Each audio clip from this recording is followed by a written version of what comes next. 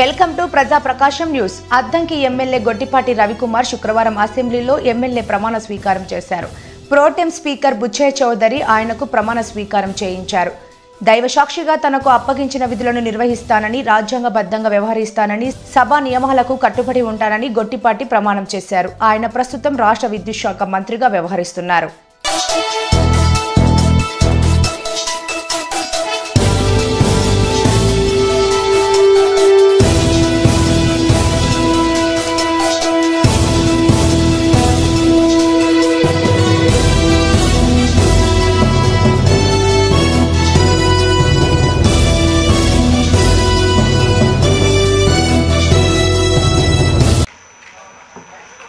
గొట్టిపాటి రవికుమార్ అనే నేను శాసనసభ ఎన్నికైనందున శాసనం ద్వారా నిర్మితమైన భారత రాజ్యాంగం పట్ల నిజమైన విశ్వాసం, విధేయతను చూపుతానని, భారతదేశ సార్వభౌమాధికారాన్ని, సమగ్రతను కాపాడుతానని, నేను స్వీకరించబోయే కర్తవ్యాన్ని శ్రద్ధాశక్తులతో నిర్వహిస్తానని దైవసాక్షిగా ప్రమాణం చేస్తున్నాను.